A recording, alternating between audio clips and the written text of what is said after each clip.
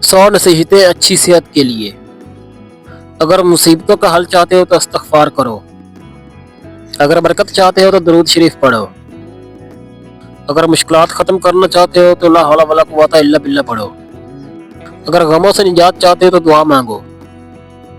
अगर बगैर थकावट में नेकियां चाहते हो तो अच्छी बातों को आगे फैलाएं, क्योंकि ये सदका जारिया है। खाली पेट ये चीज़ें खाना आपके लिए नहायत फ़ायदेमंद है। खाली पेट अंजीर खाने से खून की कमी पूरी हो जाती है।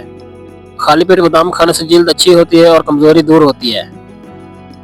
खाली पेट अखरोट खाने से बाल लंबे और घने हो जाते हैं। खाली पेट पिस्ता खाने से शुगर और ब्लड प्रेशर कंट्रोल रहते हैं। खाली पेट मूंगफली खाने से वजन बढ़ता है और साथ कुव्वत भी बढ़ती है। खजूर को खाने का सही वक्त और तरीका। खजूर के साथ दूध या पानी पीना जिस्म को फौरी तवानाई देता है। सुबह नहार में 2 खजूरें खाना मैदा मजबूत करता है। कुदरत का इनाम है खजूर, हर मर्द में चैन का सरवर।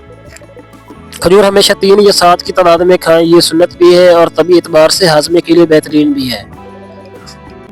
खजूर खाने से पहले इसे हल्का सा नीम गर्म पानी से साफ करें ताकि मिट्टी या जरासीम दूर हो जाए। रात को सोने से पहले खजूर खाने से दिमाग को सुकून मिलता है और नींद बेहतर आती है। अमाल भी बरकतों से भर जाते हैं। रात को ये 3 काम करने से रिज़्क रुक जाता है।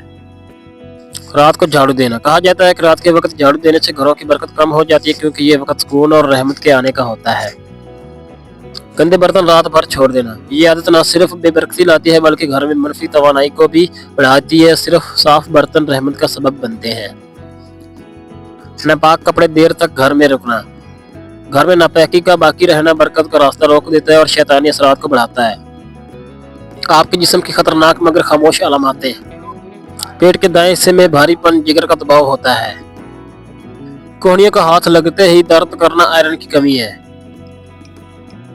हाथों की रगें उबर आना खून की गर्दिश तेज होने का इशारा है। टखने सख्त महसूस होना पानी की कमी है।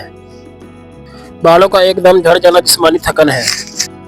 पैर ठंडे रहना खून की रवानी कम है। सीने में बेचैनी ज़हनी दबाव है। हाथों का भारी होना असाबी कमजोरी है। सब्सक्राइब कर लीजिए इस तरह के और वीडियोस को देखने के लिए। मिलते हैं नेक्स्ट वीडियो में, तब तक के लिए अपने ख्याल रखिएगा। अल्लाह हाफिज़।